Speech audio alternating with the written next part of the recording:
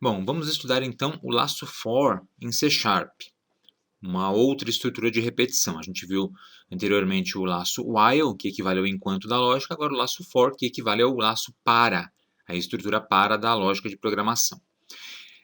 A aplicação é basicamente a mesma, é repetir um bloco de códigos um número x de vezes, só que o funcionamento do laço for é um pouquinho diferente. Ele tem uma sintaxe um pouquinho mais complexa, como você está vendo aqui na tela. Ele funciona assim: for, abre parêntese, e aí você tem que fornecer 3 pedaços de informação, que são 3 argumentos. Um valor de inicialização, que é onde começa a contagem, uma expressão lógica de teste, que é para avaliar quando vai terminar a contagem, e a inicialização com essa expressão, a combinação de ambas, é que vai determinar quantas vezes esse laço de repetição vai ser executado. E o incremento, que vai dizer da inicialização até chegar no final da expressão, como é que eu vou fazer o incremento específico dos valores? É de 1 em 1, de 2 em 2, de 3 em 3? É negativo, é positivo? Porque com o laço for a gente pode fazer incrementos ou decrementos. Tá? Então dá para a gente trabalhar de uma forma mais flexível com o laço for. No geral, a gente vai recomendar o laço for quando você sabe exatamente de antemão quantas vezes o laço vai ser executado, ou seja, quantas vezes o bloco de comandos aqui dentro do laço for vai ser executado, porque a gente coloca esses valores aqui dentro. Tá? E o laço while geralmente a gente usa quando a gente não sabe ou não tem muita certeza de quantas vezes as instruções vão ser executadas. Beleza. Vamos ver o exemplo então do laço for aqui no C Sharp. Bom, vamos lá, eu vou fazer aquele mesmo programinha, colocando na tela os números de 1 a 50. Então, o mesmo programinha aqui com o laço for que a gente fez com o while, contar os números de 1 até 50 na tela. Bom, como é que eu vou fazer isso? Eu vou colocar um laço for, abro parêntese, aí eu coloco o valor inicial, que pode ser um número diretamente ou pode ser uma variável que contém um número. E o interessante é que eu posso declarar a variável aqui dentro direto, se eu quiser. Então, eu poderia fazer int i igual a 1. É possível fazer isso. Também poderia ter essa variável declarada anteriormente em outro ponto e inicializada em outro ponto. Funciona do mesmo jeito. Ponto e vírgula é para separar as partes, os argumentos do laço for. Na sequência eu venho com a expressão. A expressão de teste é a seguinte. Se eu quero imprimir os números de 1 a 50, então eu vou fazer a execução desse bloco enquanto esse número for menor ou igual a 50. Então eu faço i menor ou igual a 50. É um teste lógico também. Ponto e vírgula. Então, isso é uma espécie de teste lógico. Enquanto isso aqui for verdade, o laço for fica executando. E aí, de 1 até 50, como é que vai ser esse incremento? A gente coloca aqui o incremento com i++, dizendo que o incremento vai acontecer de 1 em 1, né, de 1 em 1 unidade. Mas a gente pode fazer com outros valores. Poderia ser de 2 em 2, de 3 em 3, poderia ser negativo, se a gente quisesse fazer uma contagem regressiva. Então, o laço for ele tem uma flexibilidade legal. Mas vamos fazer ele bem padrãozão aqui. Aí eu vou abrir aqui as chaves. Deixa eu só dar uma indentada aqui direitinho. E aí é só colocar na tela uma expressão do tipo console.writeLine e mandar escrever o valor da variável i, convertida para string. Beleza. Poderia deixar uma conversão implícita também, mas é boa prática a gente sempre fazer as conversões explicitamente. Veja que aqui eu não preciso, dentro do bloco, colocar uma instrução para fazer incremento como a gente fez com o laço while, porque isso já está embutido aqui, ó, na declaração do laço for. Então, com o laço for é muito difícil você acabar com um loop infinito, com um laço infinito. A própria declaração do laço for já se encarrega de inicializar e finalizar a repetição do bloco, desde que você configure isso direitinho. Vamos executar para ver o que acontece. Então, clico em iniciar. Olha lá, os números de 1 até 50. Perfeito. Da mesma forma que aconteceu com o laço enquanto, o laço for também fez esta execução. Então, não tem segredo trabalhar com o laço for. É só ajustar direitinho os argumentos dele para controlar o início e o fim do laço. Né? Sempre o valor inicial e o valor final, e a quantidade de vezes que ele vai executar vai ser dada por essa combinação e dependendo, obviamente, do passo do incremento. Se é de 1 em 1, então você vai contar de 1 a 50, 50 vezes. Vamos fazer um outro exemplo, então, basicão. Vamos supor que eu quisesse escrever na tela os 150 primeiros números pares a partir de 500, por exemplo. Então, eu quero os números pares agora, a partir de 500, começando em 500, não é começando em 1, começando em 500. Como é que eu faço isso?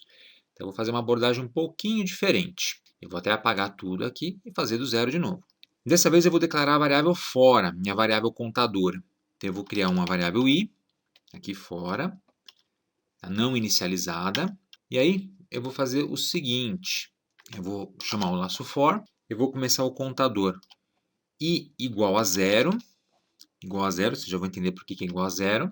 Enquanto ele for menor ou igual a 150, igual aqui. E aí eu quero os números pares, né?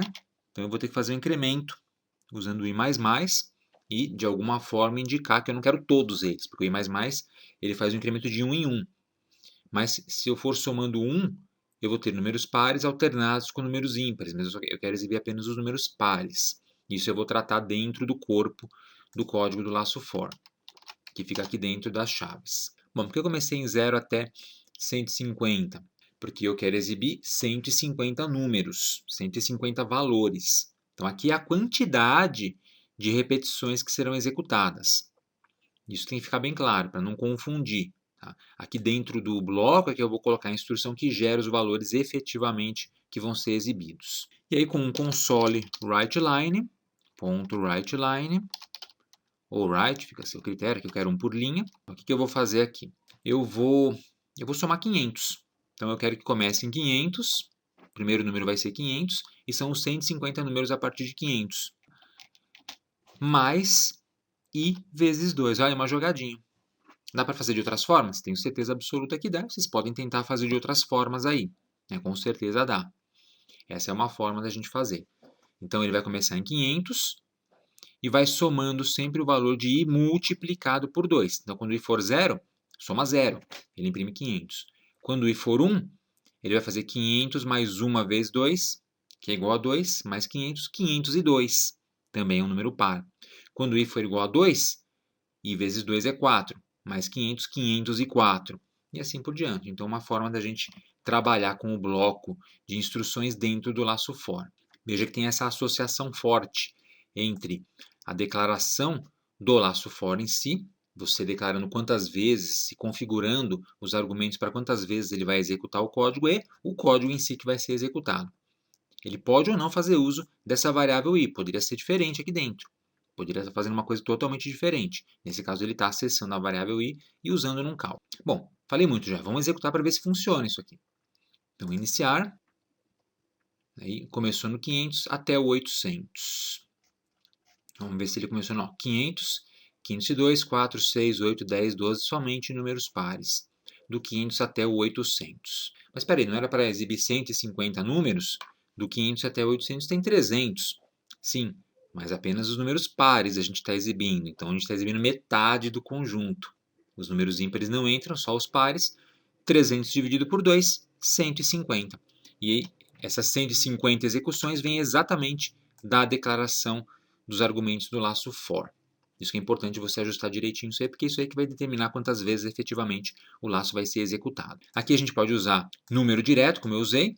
Poderia ter uma variável aqui fora, por exemplo, você pode pedir para o usuário digitar quantos números ele quer que sejam executados, né? Quantas vezes o laço for vai ser executado e quantos números vão ser gerados. Então, basta você colocar aqui uma mensagem para o usuário pedindo para digitar o número, capturar o número e usar a variável aqui no lugar do 150. Fica até como exercício para vocês fazerem aí, tentarem, né? Treinarem a programação em C#. Beleza? Então, vimos como trabalhar de forma bem básica com o laço for. E posteriormente a gente vai juntar os dois, laço for e laço while, para criar códigos mais complexos, aí, mais interessantes. Por exemplo, fazendo um encadeamento de laço for dentro de while ou de while dentro de for. E lembrando que, evidentemente, dá para fazer for dentro de for, while dentro de while. Tudo depende da necessidade da sua aplicação. Então é isso aí, pessoal. Espero que vocês tenham gostado desse vídeo. Aproveitem para se inscrever aqui no canal da Boston Treinamento, se vocês não forem inscritos ainda. E se já forem inscritos, cliquem no sininho aqui embaixo para ativar as notificações e assim serem avisados quando tivermos conteúdo novo postado aqui no canal. E se você quiser contribuir com a Boston Treinamentos, torne-se membro do nosso clube de canais. Temos o link aqui embaixo na descrição do vídeo e também o botão Seja Membro do YouTube com as instruções. E não deixe de acessar o nosso website www.bostontreinamentos.com.br, além de nos seguir nas redes sociais, que estão aparecendo aqui em cima. Obrigado e até a próxima!